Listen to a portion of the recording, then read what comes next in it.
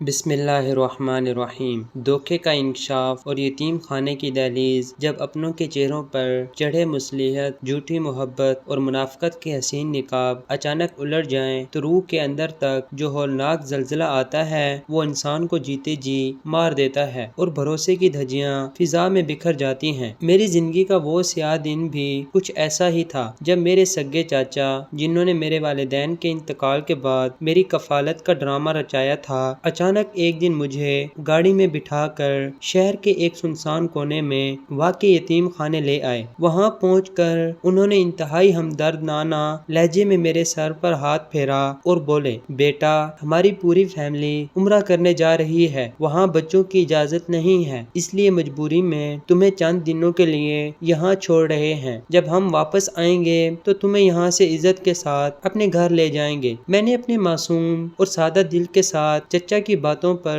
پورا بھروسہ کیا، ان کے مخلص ہونے کا یقین دل میں بٹھایا اور آنسو پونچھتے ہوئے ان کو خدا حافظ کہہ کر یتیم خانے کے اس سرد، اجنبی اور تاریک کمرے کی طرف بڑھنے لگی، جو اب میرا عارضی ٹھکانہ تھا مگر قسمت کو کچھ اور ہی منظور تھا۔ چند ہی قدم چلنے کے بعد مجھے اچانک یاد آیا کہ میں اپنے کپڑوں اور ضروری کاغذات والا اہم ہینڈ بیگ تو جلدی میں گاڑی کی پچھلی نشست پر ہی بھول آئی ہوں، اور یہی وہ معمولی سی بھول تھی جس نے میری زندگی کا رخ ہمیشہ ہمیشہ کے لیے بدل کر رکھ دیا۔ میں تیزی سے الٹے قدموں دوڑتی ہوئی پارکنگ کی طرف بھاگی تاکہ گاڑی کے نکلنے سے پہلے اپنا بیگ لے سکوں، لیکن جیسے ہی میں گاڑی کے قریب پہنچی، وہاں کا منظر اور چچا کے منہ سے نکلنے والے الفاظ سن کر میرے پاؤں تلے سے زمین نکل گئی اور میرے کانوں میں پگھلا ہوا شیشہ اتر گیا۔ میں نے دیکھا کہ چچا اپنی بیوی کا ہاتھ پکڑ کر انتہائی بے حسی سے ہنستے ہوئے کہہ رہے تھے، عمرہ کا سفر تو بس ایک بہانہ تھا، شکر ہے اس یتیم لڑکی کے بوجھ سے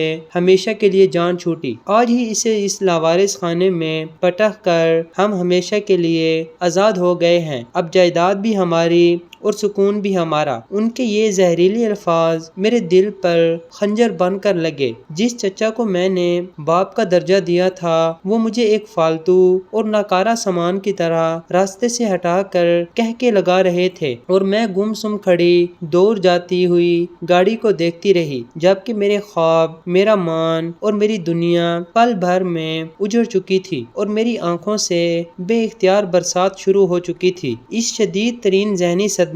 اپنوں کی بے وفائی اور زندگی کے اس بھیانک موڑ پر پہنچنے کے بعد خود کو ذہنی طور پر سنبھالنا اور ایک بالکل نئے، ناآشنانہ ماحول میں جینا میرے لیے سب سے بڑا چیلنج بن گیا تھا۔ یتیم خانے کی وہ چار دیواری جہاں ہر چہرہ کسی نہ کسی محرومی، درد اور اپنوں کے ٹھکرائے جانے کی المناک داستان چھپائے ہوئے تھا، وہاں شروع کے چند مہینے میں نے شدید تنہائی، راتوں کے رونے اور گہرے ڈپریشن میں گزارے۔ لیکن پھر ایک رات جب میں اکیلی کھڑکی کے پاس بیٹھی آسمان کو دیکھ رہی تھی تو میں نے فیصلہ کیا کہ میں اپنے ان آنسوؤں اور مظلومیت کو اپنی کمزوری بنانے کے بجائے اپنی سب سے بڑی طاقت میں تبدیل کروں گی اور ان لوگوں کو غلط ثابت کروں گی جنہوں نے مجھے بوجھ سمجھا تھا۔ میں نے اپنی بے بسی کو ہتھیار بنایا، دن رات ایک کر کے پڑھائی میں دل لگایا اور یتیم خانے میں سکھائے جانے والے مختلف ہنر جیسے سلائی، کڑھائی، کمپیوٹر کورسز اور دیگر تکنیکی کاموں میں خود کو مصروف کر لیا تاکہ ماضی کی تلخ یادیں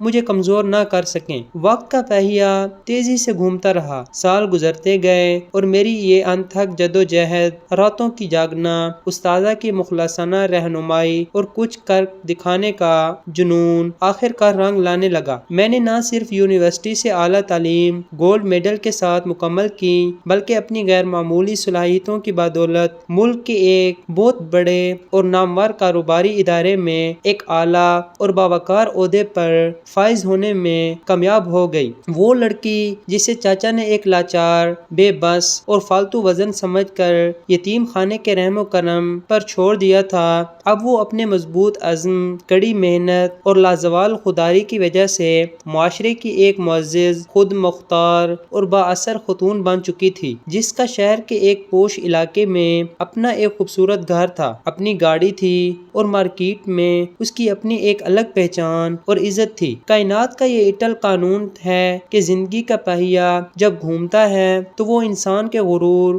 تکبر اور ناانصافی کے بڑے سے بڑے محل کو بھی سیکنڈوں میں خاک میں ملا دیتا ہے، اور مکافات عمل کے اس کڑے کوڑے سے بچنا کسی بھی ظالم کے لیے ممکن نہیں ہوتا۔ برسوں بعد ایک دن جب میں اپنے شاندار اور وسیع و عریض دفتر میں الیکٹرانک کرسی پر بیٹھی ایک بہت بڑے پروجیکٹ کی دستاویزات پر دستخط کر رہی تھی تو میرا چپڑاسی نے آ کر بڑے اداس لہجے میں بتایا کہ باہر ایک بوڑھے بزرگ بہت ہی قسم پرسی پھٹے پرانے کپڑوں اور لاچار حالت میں کھڑے ہیں اور وہ آپ سے مدد کی اپیل کرنے کے لیے ملنا چاہتے ہیں۔ میں نے خلوص دل کے ساتھ انہیں اندر بلانے کی اجازت دی، اور جیسے ہی وہ کانپتے قدموں کے ساتھ میرے کیبن کے اندر داخل ہوئے، ان کا چہرہ دیکھتے ہی میری آنکھیں کھلی کی کھلی رہ گئیں اور ماضی کا سارا منظر میری آنکھوں کے سامنے گھوم گیا، کیونکہ وہ سائل کوئی اور نہیں بلکہ میرے وہی سگے چچا تھے جنہوں نے کبھی مجھے سڑک پر چھوڑا تھا۔ معلوم ہوا کہ جن سگے بچوں کی عیاشی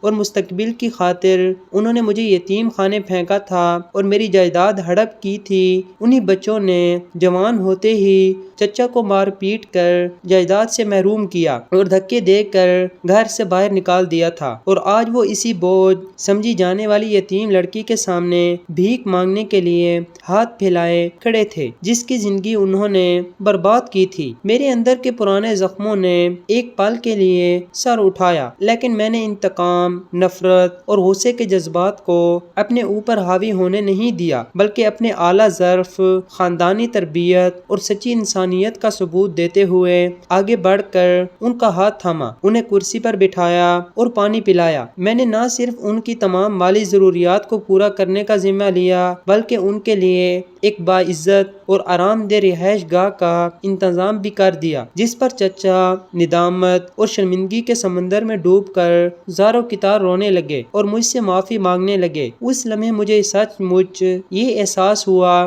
کہ زندگی کی اصل فتح کسی سے بدلہ لینے یا اس سے نیچا دکھانے میں نہیں ہوتی، بلکہ خود کو اس بلند مقام پر پہنچانے میں ہوتی ہے جہاں آپ کو ٹھکرانے والے اور آپ پر ظلم کرنے والے ایک دن خود آپ کی ظرف اور سخاوت کے محتاج ہو جائیں۔ جب انسان اپنے کیے پر شرمندہ ہو جائے اور اس کا ضمیر جاگ اٹھے تو اندر کی یہ عدالت اسے دنیا کی کسی بھی جیل سے زیادہ دردناک سزا دیتی ہے۔ چچا میرے دفتر میں سر جھکائے بیٹھے تھے اور ان کے بوڑھے چہرے پر پہلی ندامت کی لکیریں ان کے باطن کی کربناک داستان سنا رہی تھیں۔ وہ بار بار لرزے ہاتھوں سے اپنے آنسو پونچھتے اور مجھ سے اپنے اس گناہ کی معافی مانگتے جس نے میری معصوم بچپن کی دنیا کو اجاڑ دیا تھا۔ میں نے انہیں دلاسا دیا اور اس بات کا یقین دلایا کہ میں نے بہت پہلے ہی اپنے دل کو نفرت کے بوجھ سے آزاد کر دیا تھا، کیونکہ نفرت دراصل انسان کو اندر سے کھوکھلا کر دیتی ہے، اور میں نے اپنی زندگی کو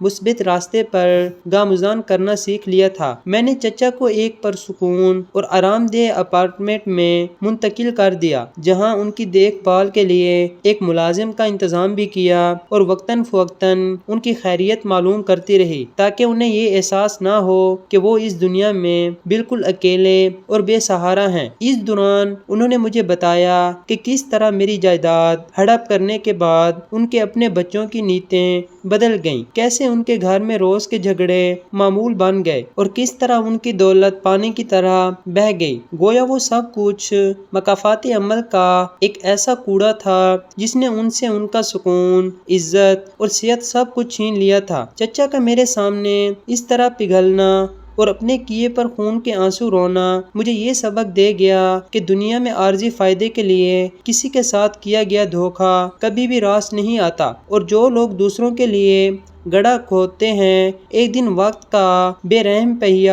انہیں خود اس گڑھے میں لا پھینکتا ہے۔ انسان کی حقیقی کامیابی صرف اس میں نہیں ہے کہ وہ خود بلندیوں کو چھو لے، بلکہ اصل کامیابی یہ ہے کہ وہ اپنے ساتھ ان لوگوں کا ہاتھ بھی تھامے جو زندگی کی دوڑ میں پیچھے چھوٹ گئے ہیں۔ چچا کی اس حالت اور اپنے ماضی کے تلخ تجربات کو ذہن میں رکھتے ہوئے میں نے اپنی زندگی کا سب سے بڑا اور اہم فیصلہ کیا کہ میں اپنی دولت اور اثر و رسوخ کو ان یتیم اور بے سہارا بچوں کے مستقبل کو سنوارنے کے لیے وقف کروں گی جنہیں معاشرہ بوجھ سمجھتا ہے۔ میں نے ایک جدید اور شاندار فلاحی ادارے کی بنیاد رکھی جس کا مقصد صرف بچوں کو چھت اور کھانا فراہم کرنا نہیں تھا، بلکہ انہیں اعلیٰ ترین معیار کی تعلیم، جدید ٹیکنالوجی اور مختلف ہنر سکھا کر معاشرے کا ایک باوقار اور خود مختاری شہری بنانا تھا تاکہ انہیں کبھی کسی کے سامنے ہاتھ نہ پھیلانا پڑے۔ اس ادارے کی افتتاحی تقریب کے موقع پر جہاں شہر کے نامور